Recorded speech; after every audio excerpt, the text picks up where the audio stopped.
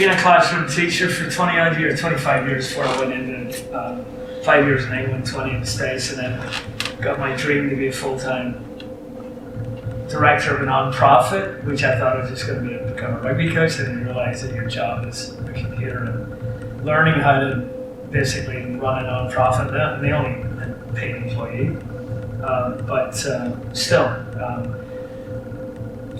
when I was a teacher in a classroom, anything that walked into my classroom was my responsibility to teach it. When it came to sports, I was head coach of cross-country, soccer, started a rugby team in Westview High School. And I opened the school, it was, okay, you're coming out of here, this is not, I don't have to teach you, I don't have to coach you, you have to go at the standards that we set. And therefore, when we started the academy, I still think I'm an educator in this role. I still think I'm influencing the lives of young people and all our coaches. So when I recruit coaches and recruit staff, and we're probably at 50 volunteer coaches and growing, particularly now girls are going. I'm always on the lookout for new coaches, younger coaches, because we're multi-generational. We have coaches in their 20s, 30s, 40s, 50s, 60s, because you need the gray hairs around to keep a little bit of order to the mayhem. But I think we want a common culture among our staff, and we have to walk the walk. And in terms of how we behave, how we dress, and we say this is how we're going to dress when we travel, well, guess what? This is how we dress, right? And how we behave and what our expectations are. We take your phones away when you come to camp. You're in that bubble with the team, and that's really important. And that we sort of police ourselves. So there's two pieces to this. There's the culture piece, and then there's the empowerment piece. So, looking at vision, mission, what is team culture, what's the good and bad, we could talk all night about that. Risks that we may face, making culture a team effort, because if you don't make it a team effort, then it's us telling them what to do. It's rather that we set expectations rather than rules. The expectations are that you're going to rise to this level, right? Therefore, they usually buy into that a lot better than, hey, you need to straighten up, right?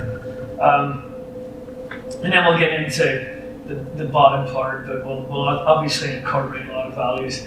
I chose this picture because this was our boys in Vegas. The guy on the right is from Minnesota, he's at Cal.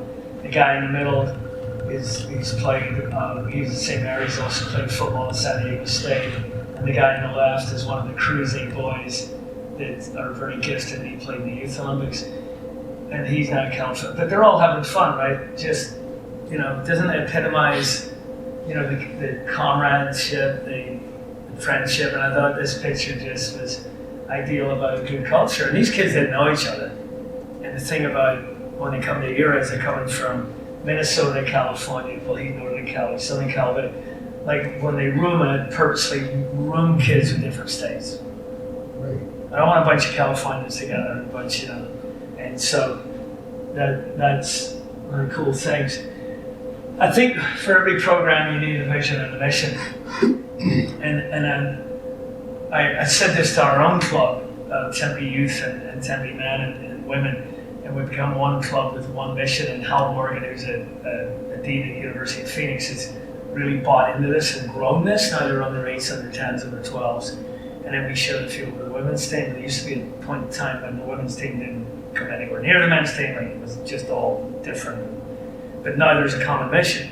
So I went over and coached the women at times. We're going to share, we have to share a field, so there's going to be like a technical zone. There'll be one group, and then the field, and then back and forth. And I'd like coaching both, actually. But it listened way better. So, but for us as an organization, having coached the USA for 18 years, was to close that gap, because that gap is real between us and other countries. And really that gap is our doing. The sleeping giant shit, excuse the language, but I don't buy it anymore. Brett's done it in 7s. They've been on top of the world, they've beaten everybody. They've got over that hurdle, so we can do it in 7s. Yeah, they didn't get the medal that was hoped for, but as you tell, it's a pretty tough environment to be in. You know, I mean, you want to highlight something about the pressure that's on you guys for Olympic medals? Well, I mean, of course, the pressure is always there, and like you have different conversations with, I guess, coaches and teammates and stuff about how you, like, pressure is there, but don't feel it. Like, kind of, yeah, embrace the fact that there's pressure, but don't kind of like internalize and like make it about yourself. Because it's like as soon as you're there and you're performing, it's like if you're overthinking everything, thinking you have to do something different than you've done 1,000 times, and you start doing something different you've done 1,000 times. So I don't know, kind of like those are most of the pressures. Is just meddling, but it correlates with the. But you know, I just think that you're on a mission to get medals, but. No, exactly. I think you gotta have a goal in mind as a group, but it's not like there's a hand around your throat. Like it's that or you failed. You know what I mean? It's like, have you progressed? You know, and that was kind of my message to the group after we lost to Great Britain, kind of in the last second after winning by 3 tries or whatever. The next game, I was like, I'm a realist. Like, God, we lost the fucking game. Like, who are we playing next? Canada. I'm not ending my career with a sevens program losing to Canada in the Olympics. You know what I mean? Right. And the difference between 6th and 8th is huge. And then like once you walk away from the Olympics, we didn't medal, but what did we finish last time? We didn't even get to the medal round. So like, okay, yeah, we didn't achieve our goal. But there's progress, and I think that's just kind of how you have to take culture as well. You can't always be like, oh, shoot, it's supposed to be this way, but it's better. Laying the foundation for the next group, and passing it on, right? You know, and so I hope you have a vision and a mission, because if you don't, you're sort of ship without, any direction. Where are you going? Where's your compass? Obviously, values are involved, and the attitudes and the goals and what you want to achieve. I'm not, I've written some questions and activities in here, but I think it's been a long day, and if you want a copy of this, I can send it to you, right? But I want to dig more into,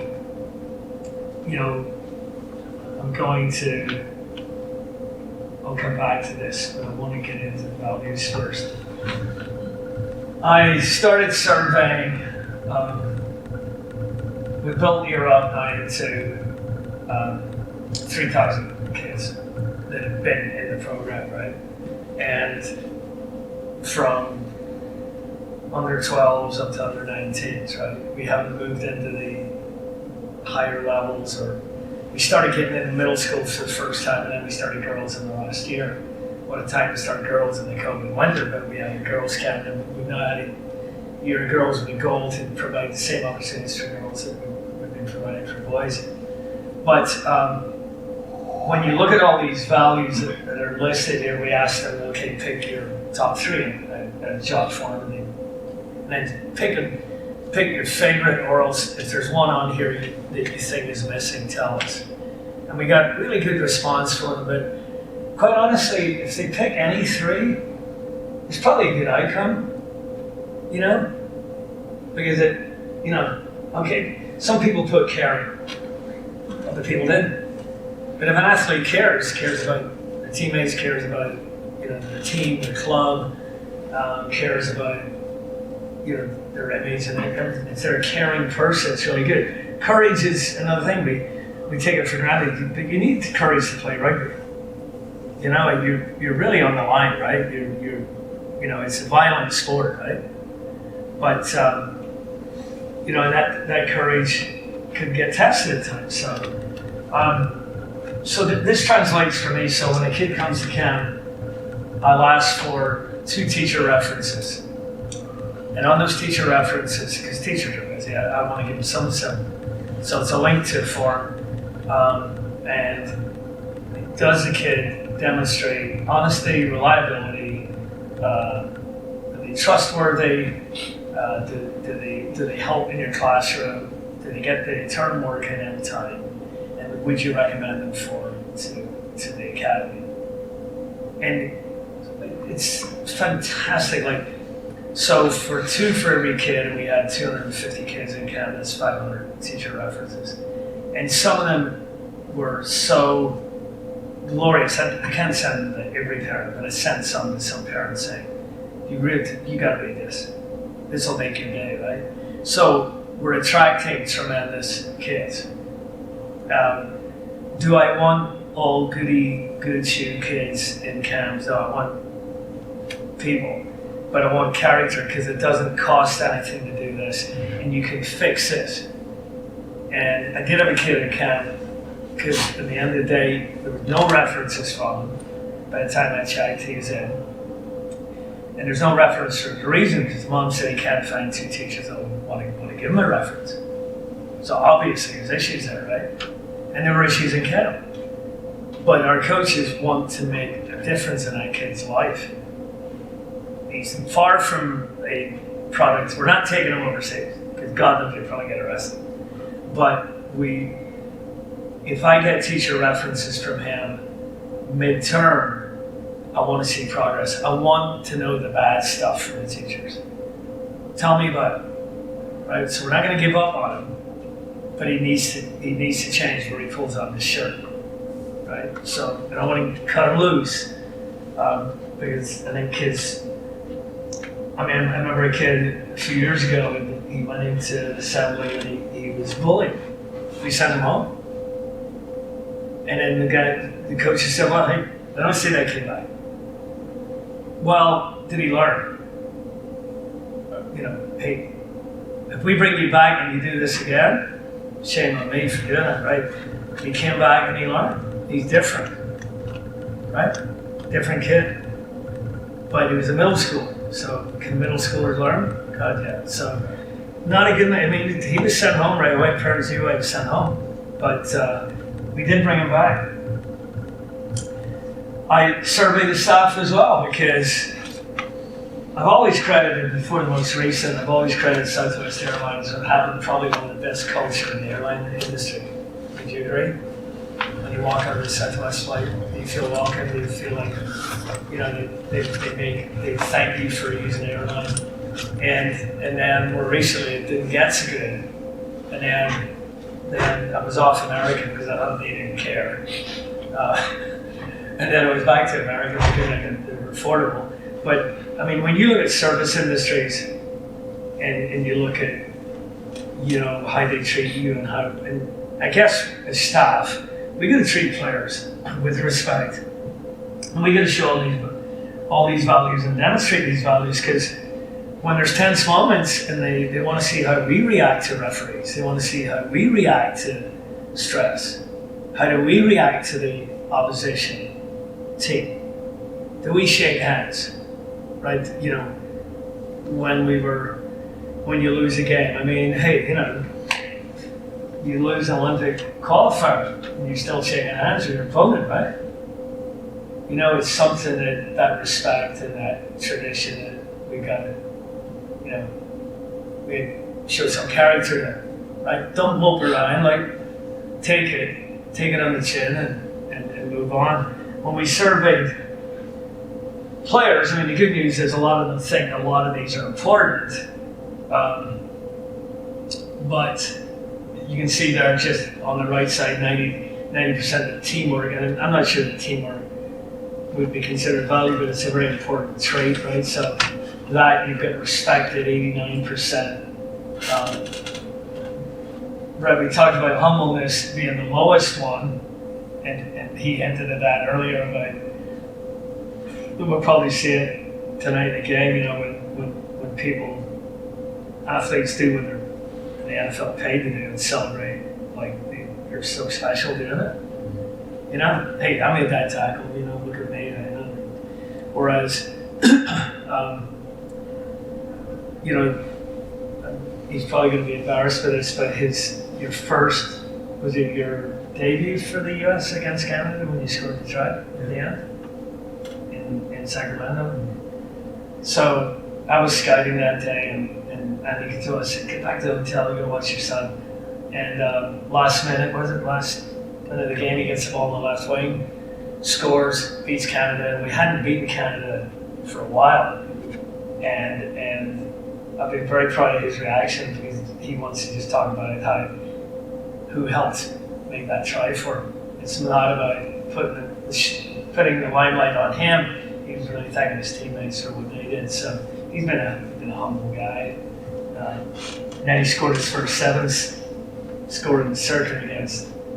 And I saw your reaction, and you always are a matter of fact. Too tired. Humble and yeah, too tired.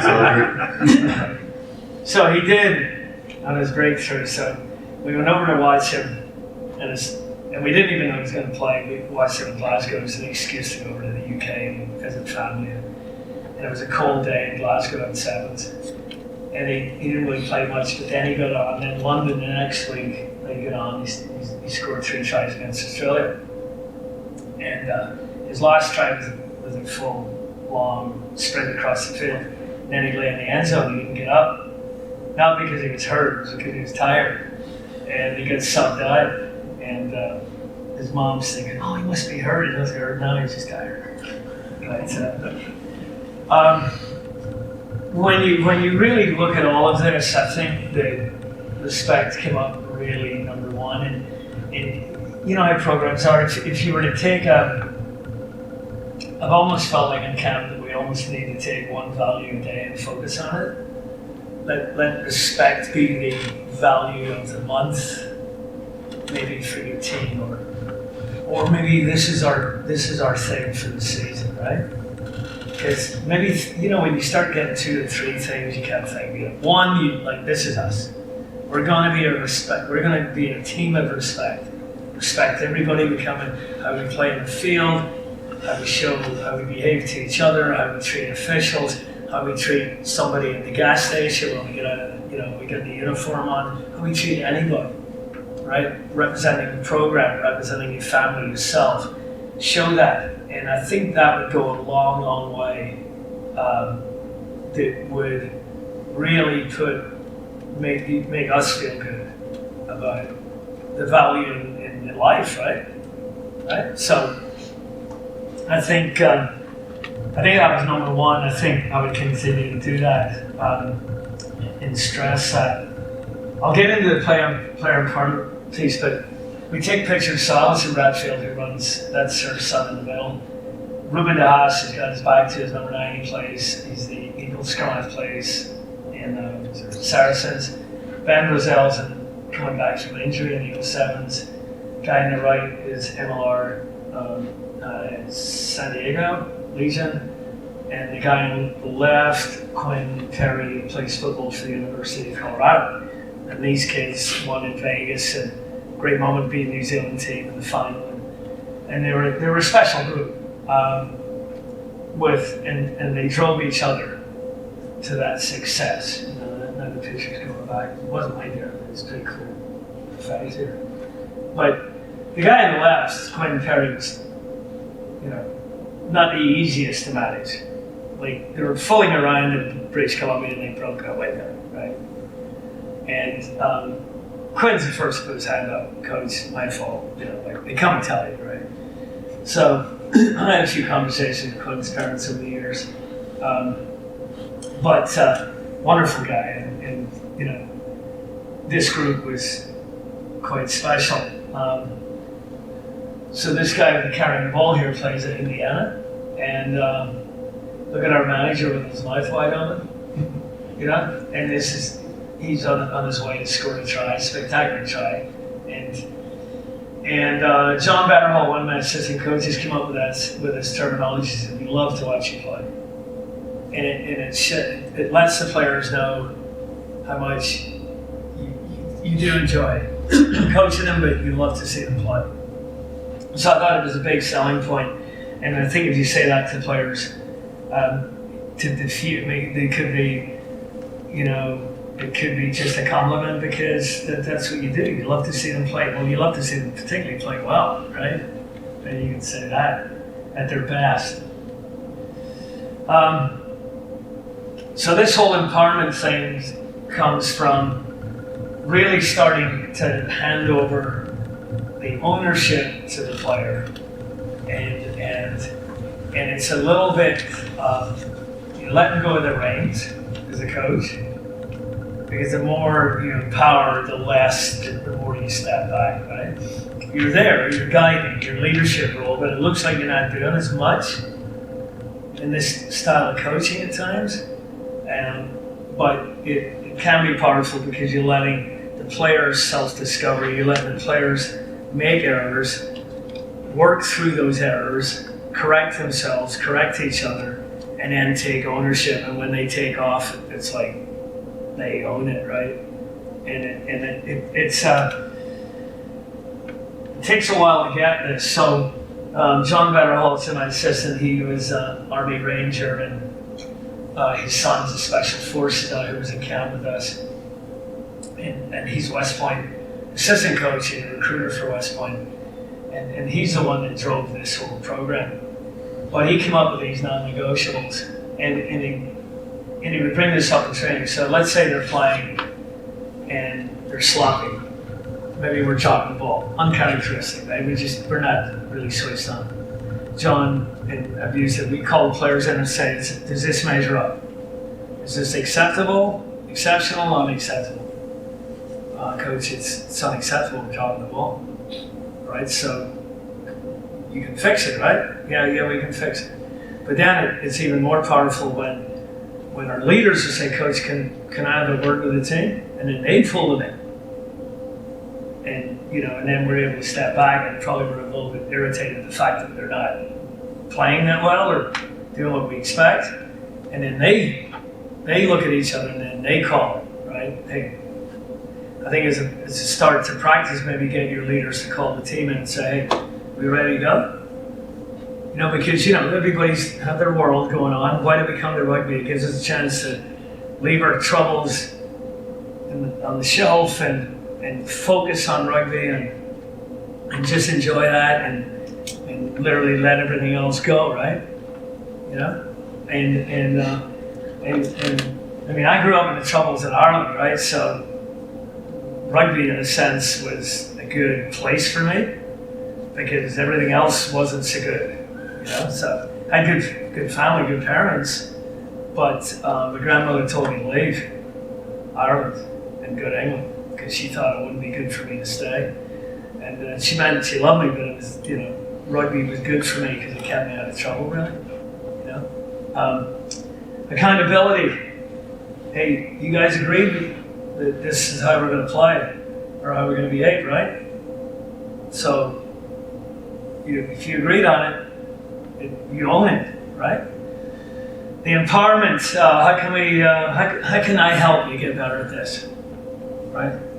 There's times at teams, like particularly the Tempe club, because it's just, it keeps me grinded. It's Division II club, and we have good players and we have terrible players, but I love the club, and I just love coaching, and I love just getting out there with them. But there's times when I said, look, I can't coach any better. I'm giving you my best, so you better try and figure this out, right? And so that measurement tool, the accountability piece, I like the rule of 3 here. That number 1, let players fix themselves. That's self-awareness. I don't think we need to come up to the players, hey, you dropped the ball.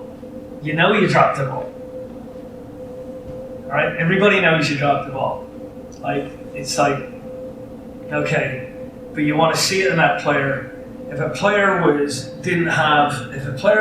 really trying hard and makes errors, I'll excuse that all the time. Effort, mistakes are very excusable, aren't they? No, you can help them because they're making that effort. If they weren't making that effort and just making mistakes, then it's a different story. Self-correct, then positive peer influence. Hey, don't forget about that. Come on, next ball's going to be good, right? While you're hanging your head, it's not helping the team, is it? Because the opposition made a mistake, maybe it's a turnover.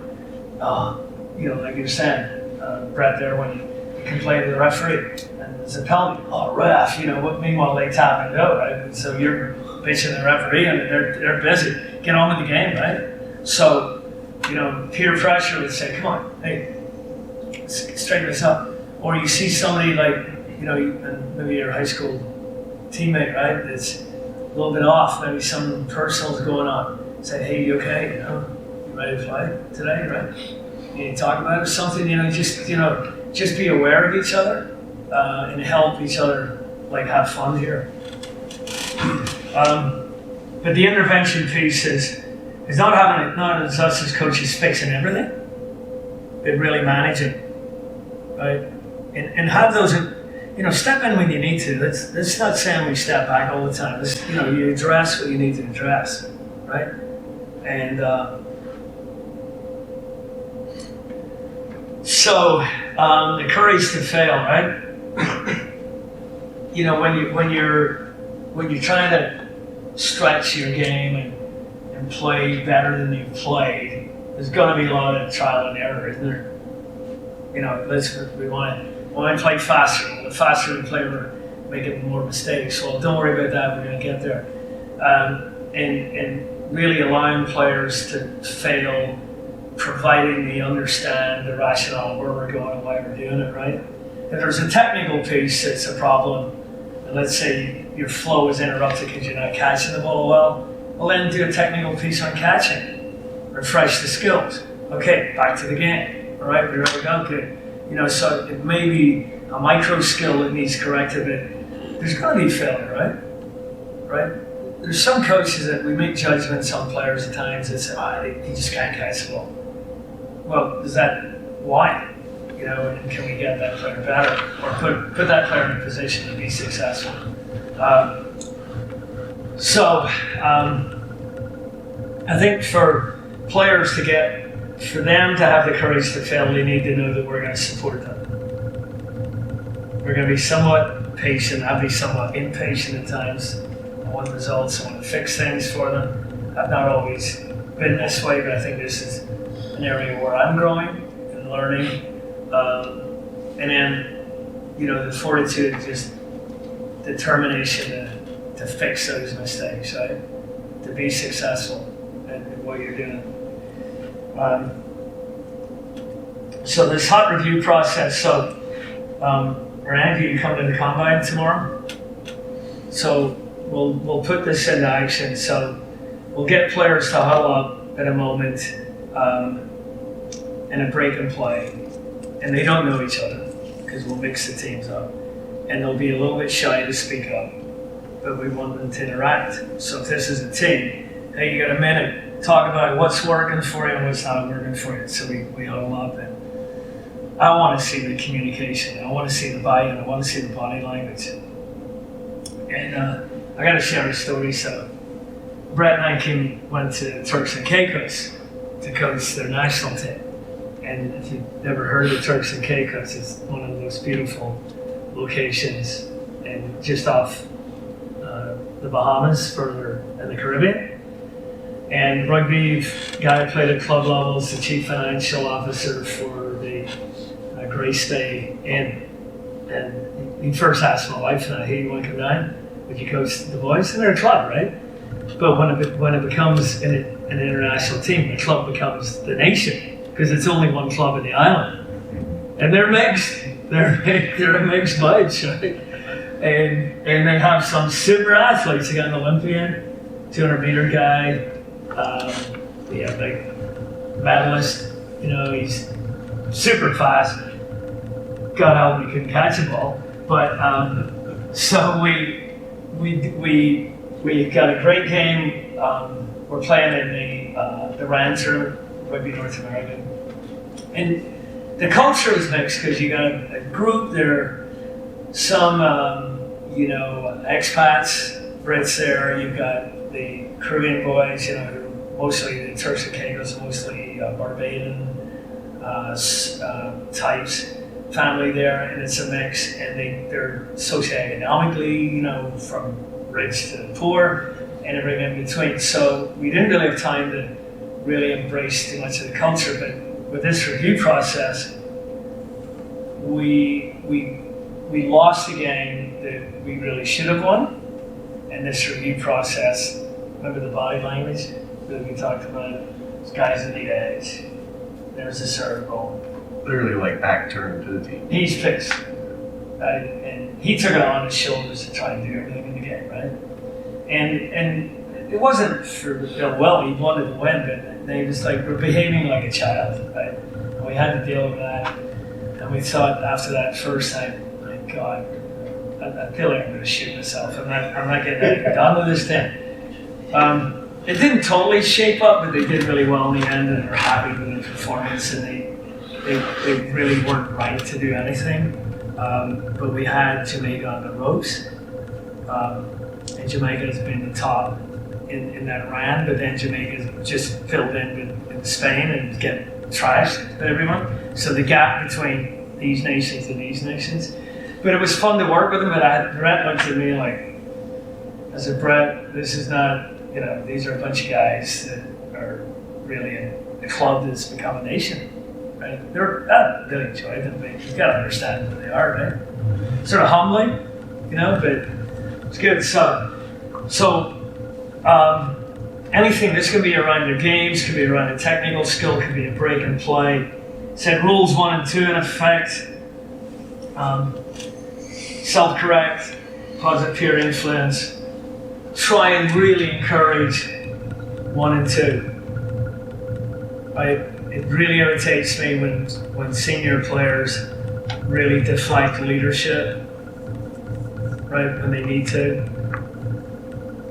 right? Like your brother, Ryan, great leader by example on the field. Never wanted the title of leadership. I don't know why. Never wanted to be captain. Didn't want to be captain. But he was a player that they all looked to when things were going tough, right? Well, I'm not a leader. Yeah, you are. You're a leader by example, right? So I think the concept, the positive reinforcement, to get them there, the accountability for success. How are we going to get to where we want to get? But in these quick reviews, first it won't talk, and then they'll start talking. Then there'll be a lot of talk, and then everybody bought in. That's great. Then say, okay, what's your priorities? You're going to resume play. Give me one thing that you're doing well. You want to continue to do, because you got to recognize that some teams just go away from something that they're doing well because they might get bored with it, and then they go down another rabbit hole they shouldn't go down. Like, why did we change? Why did we stop doing what was good?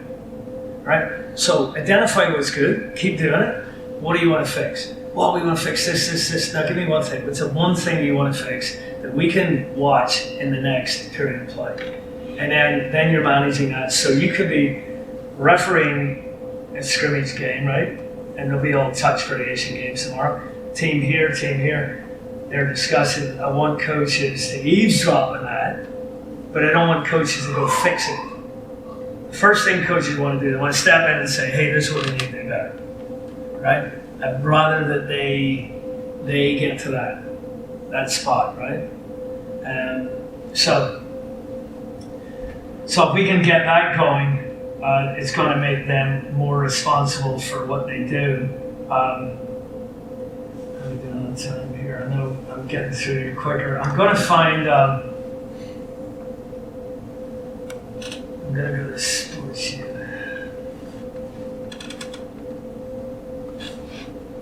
If you don't mind, I'm going to show you a clip here of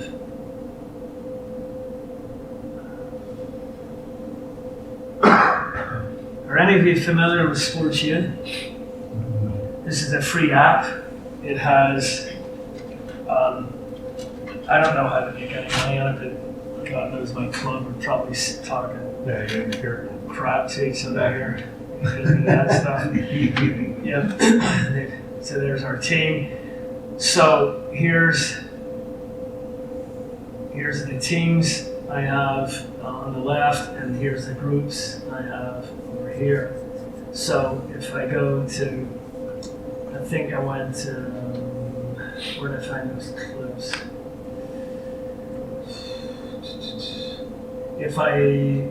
I'm trying to find some culture pieces. So I think you had it in that last slide. Was it? Yeah, let me go back here. But this is really good because it's like if I take your girls, for instance, we just started. you have a calendar, you have members, you have your media. If you go to media, you get video clips that aren't loading right now, but you get good stuff on here, and you can share this. It's like social media, but it isn't. So let's take these huddles. This is what I'm really talking about. Let's see if it plays here.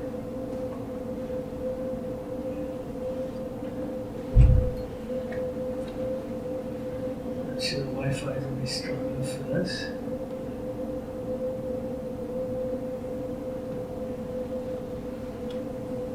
See if I can load with your phone. Yeah, try. I think it's coming in slowly. See me here. Come on here. So the girls had played.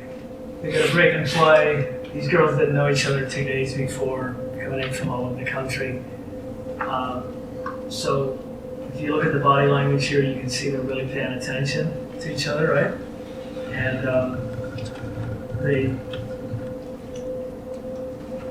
if this loads enough, maybe I'll actually be able to play it here, still loading. But it was good review of what was working for them. Always coming back to the same two questions: what's working, and what do we need to do better?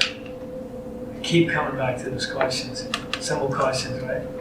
And then help them clarify what they're looking for. Can you find it?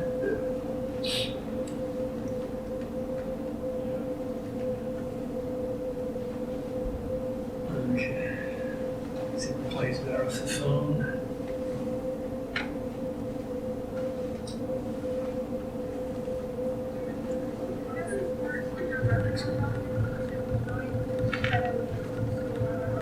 We're not really getting the volume here.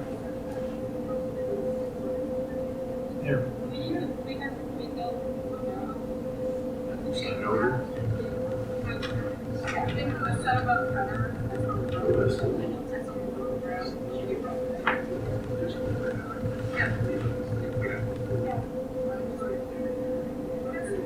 So as they come around here, there's some really young girls in here as well, and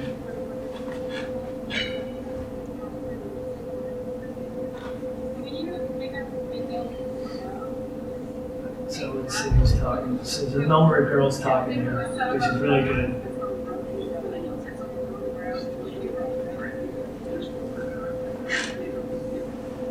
So the tall girl right in the middle of the picture, she's ninth grader, right? And she's from Connecticut. When she came to camp previous summer, I'd thrown attack at her, defensive structure. It was all like, her brain was frazzled, right? She was looking at me like a zombie. Like, what's going on? I barely said a word. When we started to play games, you could see she really loves to play, and she's pretty natural as she plays. And then she comes into this winter camp as a ninth grader, and we go out to training, and she has got the girls going through a warm-up. No coaches. We hadn't even really officially started. She's leading the warm-up. She's doing dynamic stretches. We didn't ask for it, and she just embraced it. And I'm thinking, whoa, a ninth grader here, really, who didn't even look like she was having fun. I kept saying to her last July, like, you enjoying this? Because you look like you'd rather go to the dentist, right? She's just like, I'm looking in her friends, I'm still, is she okay, And I mean, she really embraces it. And the girls really build culture very quickly in such a positive way, right? There's a girl, Tekka Williams, on here. She tore her ACL. She came into camp a year ago in the COVID winter. Our state was open because our governor would allow you to do everything. But we had, it's funny because kids, when they get playing rugby, and particularly in winter of 2020, they just so wanted to smash each other. But you can't touch each other. Well, you could do. Instead, don't go into tackles, collisions. But this girl Tekka came in with, she came in with a torn ACL, but she didn't really know it. Her trainers found it. So she came back, can I come back to the spring camp? Yes. Came back to summer camp. Didn't participate, that wanted to be there. Talk about a culture builder. Came into winter camp, still recovering that ACL, wearing a brace. Said you really can't play full contact games with a brace on. You don't have to play. Okay, so she did everything except the full contact game, and she then was a helper for her brother's camp, and she was like a camp assistant manager and this type of stuff. But I said, why do you want to keep coming back? And she says, I just love the culture we have, right? It's special. And I'm thinking, she's part of the reason it's special. She's just so dedicated to and selfless about it. I'm thinking, you got ACL, you really want to come to camp? Well, what are you getting out of it? She was all about the group, right? Awesome. So I think our goal is to take our girls to Ireland, and we're trying to get them to see if we can get another one.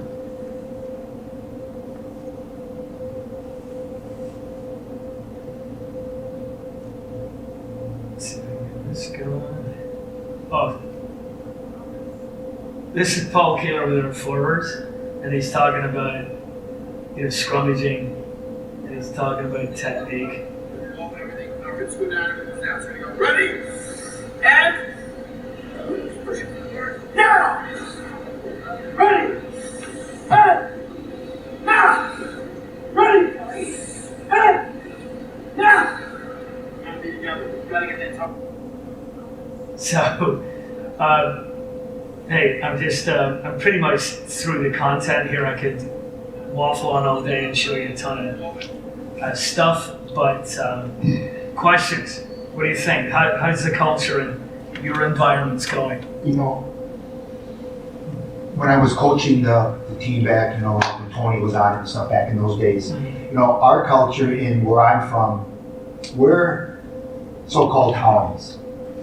We have athletes, quality, kids from quality homes, and the kids that are from the broken homes. And to be able to create an environment where they're all one, and I'll give you an example and how we did it. I had this kid show up to practice one day. He was a freshman in high school. Mohawk, came in full camo, had an ankle bracelet on because he beat up a judge's kid.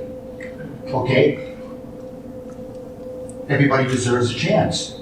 He came from a broken home, mom and dad, alcoholics, whatever. By the time he played all 4 years, and by the time he was a senior, he was the captain of the team. And people looked up to him, and he never had that. So when you give that environment of giving somebody the opportunity, the chance, like you spoke about the kid that you sent home, but you didn't give up on him. You brought him back. To me, the game is the small part of the overall picture of this sport. I always say, again, I said it, it's the world's largest fraternity. You can go anywhere in this world and be accepted, And being able to shape young minds like not me, but my coaching staff or our environment did with that, it's an amazing feeling to see that, to feel that growth, that he was as equal as whoever. So it's what's special about this sport. But the fine line is when you accept everybody and you don't make that decision, because then when you give them a chance, that's great. And then but if you let somebody stay too long that doesn't fit, you corrupt everything around. Right, that's true. Yeah. But the fact is, he didn't. I mean, But I see, like you said, if you give that chance, now it's on you whether you gave that chance. Like you were saying, well, if it doesn't work out the second time, Well, it's within your club, you can. I think a lot of successful teams will. Like, for example, when Tempe won Division II, I think our culture wasn't really that good. I think we had cliques within the team. I think we excused some bad behavior because they were good, right? and we didn't really address that until after the national championship. We came back and we, like every club every year, we, said, how are we going to be? What's our culture going to be? What do we want to say are our main values, right? And we weren't really honest with each other. Right. Players would say, yeah, I'm committed. They weren't. Yeah, I'm going to be there Tuesday and Thursday. With your job, you work nights. How can you be there? So you're on that side of the world. Literally, when the classroom, I had one to sit back, but Brandon Thompson was leader in the club, and he said, on the right side of it, put your name over there if you're going to be at practice twice a week and available to play on Saturday. Middle of the board, you're going to be at practice once a week. You can't be there twice. You get a job, you get commitments. Left side of the board, put your name up there if you really aren't available at all. I'm not even sure why you're in the meeting. But, and then we had some guys go up there and put their name over there, and I'm like, I'm saying I can only take so much. I said, but this is bullshit. Why is your name over there? You're working all week. You work night jobs, right? I know you'd love to be there, but where are you honestly at? Well, over here. You could play on a Saturday because you work, during the day, so you could play. So you're over there. That's okay. We need to know where you are, right? You owe it to each other. And then he talked about what they wanted to put on a T-shirt, and the word they chose was pride. I said, that's the very thing that's killing us. We're too prideful. Like we won a national championship, we think we're hot shit. And then we're not getting recruits. Why are people not coming to play for us? Right? Because they think they're not going to feel welcome and they're not going to be developed because they can't. Well, some people didn't come because they think they can't play first team for you because they all want to play first team, right? And then the league in Arizona got rid of second team competition, B teams. Well, that's where you develop. You give a guy a game of rugby, right? And maybe it's an old boy that's not so good, but he can turn up on a Saturday, he plays in that team. So they get rid of that. So I think our club game is seriously at risk in this country because we've devalued it. We think that no Eagles are ever going to come from a Division III club. There should be an avenue, and I think there is now a pathway to really get seen. But and I think we're part guilty in ourselves in the sense we've let this happen to our game when we're not really encouraging a lot of growth, right? Because we can, I had 40 players last year, COVID winter. What are we going to do with them, right? Other teams can field B teams, they can barely field one team. They don't want to play. Back in my day, you kept the boots on, you played 2 games. We went down to Tucson with 16 players. Good friend of mine is the coach in the club, Charlie Diaz, was the 16th guy, and anybody took their boots off, I thought, you're not taking your boots off. And we played 2 games because that's what you had to do. That's what you did, you betcha. And we did it because guys needed the game. Do we have to play? Yeah, we're playing because Charlie needs a game, right? And we've got away from things like that. And I think it's to the detriment, and I think we look at USA Rugby too much for leadership that quite frankly isn't happening. We want a vision and mission. I'm going to say this because I'm no longer part of the regime, but we need to be inspired as a nation to play a game a certain way. Let's play fast. Let's be the best passers in the world. Over the next year, could you really focus on really becoming really good at catch pass? Or let's become the best defensive, hard-hitting, tackling team in the world. Something, right? But where's the vision? Right? Who's supplying the vision? I think we can do it at the regional level. I think we can do it at the state level. You can do it at the club level. But how do you want your team to be this year? Your seniors? Oh, you want to win the state championship. Well, is that the be all and end all? That could be the target you want to get to. You want to be remembered, I think, is making a big contribution to your team, don't you? The legacy. I didn't talk about legacy. Have you read the book? New Zealand book Legacy? Look it up in your phones. It helped change New Zealand's culture. The All Blacks are so used to winning, but when they don't win, the nation implodes on them. It's been similar to England, right? Under a ton of pressure, expectations. You don't win, so there's a feeding frenzy. They want to blame somebody, right? The Black Ferns, now the New Zealand women, lost 2 games this fall in England. Have you ever watched those games? England, they're playing really good rugby. Women's rugby now is becoming like women's soccer. They're playing a high caliber form of rugby that's good to watch, right? And it's great to see. But the Black Ferns, when they went home, some of the women on the team are now turning on the staff and said, well, we suffered from, mental illness and stress. Well, yeah, because you didn't win, you lost to England. That's why you're under stress, right? But going back to legacy, there had to be a culture change because they were losing World Cups. They're embarrassing the nation. They were getting drunk in public. They were getting arrested. They're in the news for all the bad reasons, right? When they lost World Cups, and they came up with this sweep the sheds mentality, right? Which means that you leave the place in it better than it was when you walked in the room.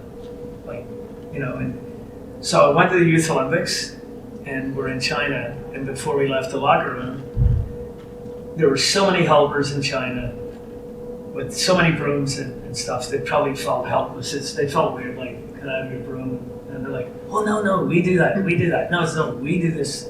You do enough. So we would sweep the locker room, clean it up, and leave it spotless for the next team, right? But they were like, why do you do that? And we'd go into like this part of the sweep the shed mentality that no player is more important than the new player, that you are inviting, that you're collectively humble about what you're doing, and you show respect and you leave the jersey in a better place, right? So I think every kid would love to leave your program knowing that they've contributed to the current success, but also the future success, the legacy. Are you going to leave the club in a better spot, right? Did you do your piece, right? So I think if you haven't, I would almost make it, I think I'm going to do this, I'm going to make it mandatory reading to come in era. Have you seen it? It's on, you can get it online, you get it anyway. Pull it up, it's a great read. But it transformed the All Blacks culture. And it's a really good read. But it was essential. And culture won't just happen.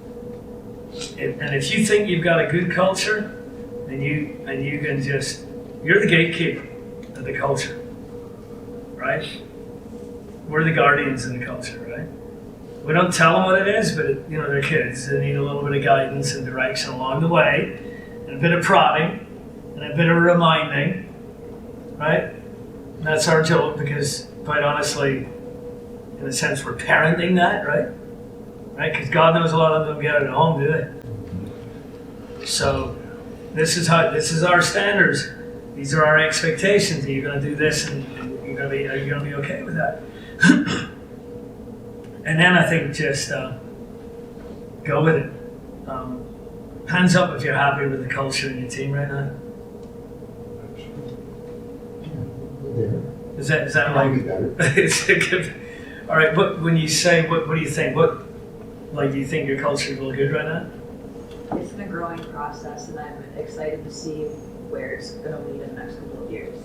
It used to be, we've had a lot of change in leadership, both above the team and on the team, this past year, and right now it's a lot better than it's been in quite a while. And I was gone for the last couple of months because I just got ACL reconstruction, and I was a little tentative to come back, and I'm really excited. It's very promising to see the new people that we have and the relationships that have grown, and people have really taken things in a different direction. Are you both in the same club? Yep. And tell us about your club and Madison, Wisconsin, we're the city team, so the adult women. And yeah, I don't know, I guess over the team, same thing, just like cliques and people who didn't necessarily, not respecting other people on the team, and it wasn't really an issue, I guess, for a while, but it does rub off on other players, and not only does it rub off on them, it makes our retention incredibly low, and one thing leads to another, and we don't have enough people to field a team anymore, and it all just stems from that lack of culture that. so you feel like it's turned in the right direction. How did that change happen? People. Yeah, A lot, as you know, as you said, a lot of people coming in and coming out with different ideas and different values, and if you're not writing them on paper, it's still nice to have. Did you guys address that we have a problem? yes, and it's been a discussion amongst our executive board and captains and coach, and working through that. It definitely took a little bit because our coach and our captains and our board and our players, everyone was looking on a different plane and nobody saw eye to eye. And it took a lot to really work through that. And I think the biggest push was the amount of new people that we really finally got. And we had a full turnover in our team executive board. And the executive board was more responsive and more open to hearing what everyone else had to say and really initiating that conversation instead of waiting for it to happen. So your numbers are up. It's starting to get there. We have half of our team is pretty brand new. Yeah. Yeah. But It's not brand new to rugby, definitely new to club play. But in order to retain them, they're going to have to feel welcomed and Yeah. feel that they're valued. Yeah, and we got 8 of them to come today that's awesome for just players on the team. I think that shows enough in and of itself that they are excited to see what we have to offer them. Good. Yeah. Thanks for sharing. What about, like you hear from yourself, you're pretty happy with the team culture right now? Yeah, definitely happy with the team culture. It sort of was a turnaround process. I joined the team 10 years ago. We pretty much had a practice of 7, 8 people at best. And we just sort of, as a collective exec board, made a conscious effort to change the culture and do things the right way. And this was kind of a weird year because we had a club that folded and 4 of the guys came over, and there were some leaders from that club, so we're kind of curious how it was going to play out. So we didn't know, especially were they going to come in with an ego about where they were or what they're doing, but it was a really smooth transition. So, it was 4 players, which isn't that much, but they still, had their own traditions. They had their own stuff that they did, but they they meshed really well with our club. And then overall, just even our player retention went up because our culture had gotten so much better. And that was a huge issue before with player retention. We had a terrible culture. We have, old boys who would just bitch out a rookie for dropping a pass in practice, and you're like, what are you doing? Why would anyone want to stay here if you're just going to bitch him out for doing something that, he's just working on in practice, essentially. So we sort of it helped with, some of those old boys retiring as well, and sort of moving on and, moving away or whatever it might have been, or just kind of, I think that there were some that just didn't feel very welcome because we just didn't accept that sort of mentality or that behavior at practice anymore. So we just sort of made conscious efforts, little by little every year, to just clean up our culture and clean up everything. But I think we had 15 new guys at practices for this fall season, which is pretty cool. And then we retained about 10 of them. Granted, I'm not trying to get those numbers back, but so we retained 10 of them. So I was pretty happy with that retention rate because 66% isn't too bad, especially knowing that you're gonna have some people fall off or just not like rugby or what's gonna happen or whatever. So How do you deal? I think your culture will also get tested because your values will get tested when it comes to selections. yeah, And, with Tempe playing Redline today, literally this week, we were in practice on Tuesday, and 2 new guys showed up, right? And, first of all, like, are they registered with the club? And one of our selectors wanted to play this brand new kid, right? I'm like, he just showed up, right? I know he's got some talent, but, when the guys are here, I use a job form to get them to sign in for practice. I started with COVID with symptoms checks, and then I've retained it because I want to see it comes to my phone, so before they take the field, I'm looking, yeah, you're signing, hey, you didn't sign it. And then I had COVID after Christmas, and then so I missed. And then when I came back, the first league game was last week, and number 23 on the list, I said, who's this guy? And my main manager says, well, he didn't even know his name. He said, yeah, he's shown up to training. Really? I said, do you know anything about it? Do you know his name? No, we don't know. So I go over and introduce myself.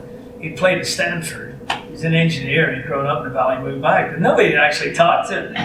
I'm like, oh, you play some rugby? Yeah, great. Good to have you here. And I'm like, guys, before this, when the players had nicknames for each other, you couldn't get a name list because nobody really knew their names. I'm like, so then I'm asking for the secretary, can I get a phone list? So now when they check in, they have to put the phone number and their email comes through. So I have the list, but I'm like, it's not rocket science. Can you reach out to everybody and almost have like a team buddy, like some experienced player adopt a new player, right? So I start that at flag.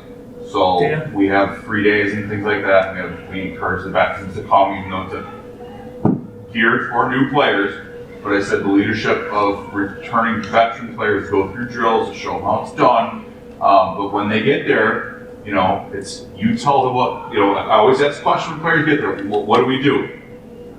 Flag belt on, shirt tucked in, water bottles in a spot. And so you get that repetition, and so the next time they come to practice, what do we do first? This is what we do first. Then we get our ball, check to make sure it's inflated. If you need inflated, go talk to coach.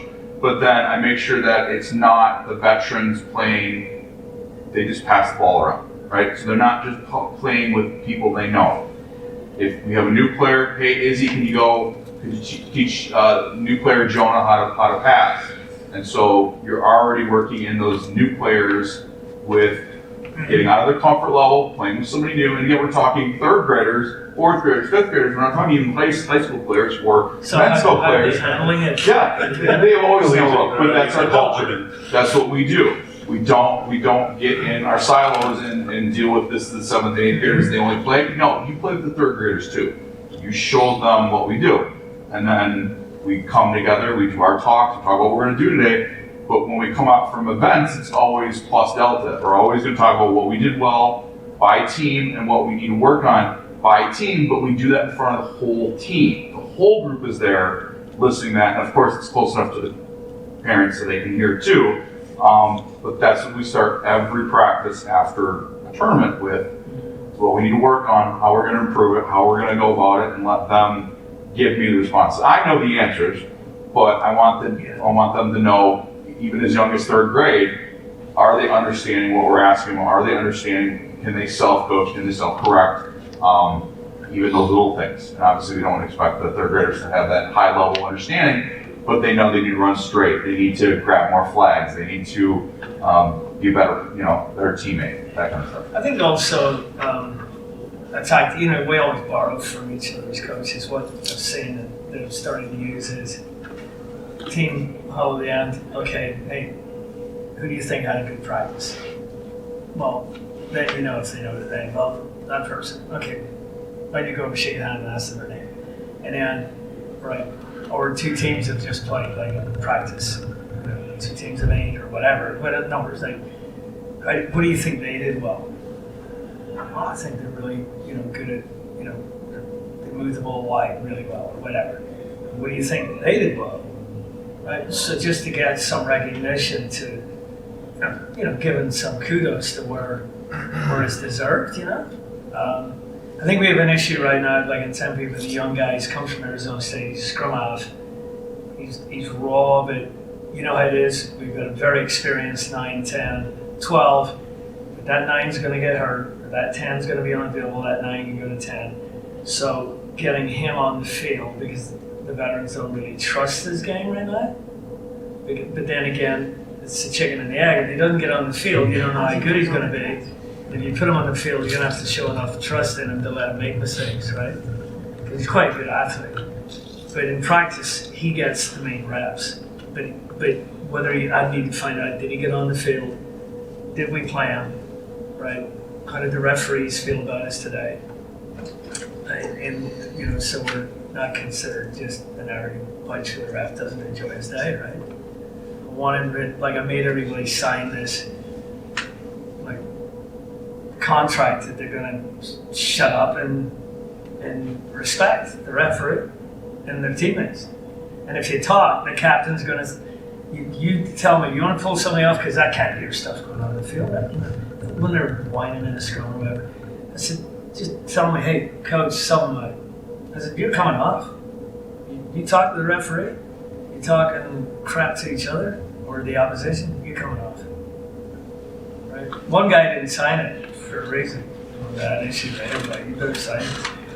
But yeah, I think little things to really, you know the way reputation goes. Like Brett was saying, if you're making the referee's life or day more fun, enjoyable, he's probably gonna be favoring you a little bit at times. If you're bitching to him, He may not be favored, but he may not be looking for reasons to send you back. No, he's gonna have a better day, right? You're gonna make mistakes as well, but at least I'm not saying that you're nice just to be nice because you want to get the calls. But I think it's about making sure that you know your club is portrayed as a decent bunch of guys rather than whiners and complainers or making their day miserable, right? There was a team one time, they were down 80-0. It was 100 degrees out in Milwaukee and Clinton, Iowa, and they kept bitching, couldn't end the game early, but they kept bitching at me, and it just kept going on. And they finally figured out they weren't going to say nothing. I gave them 10 minutes, and then I ended the game early. Yeah. Hey, sorry to catch you. That's okay. No, thank you.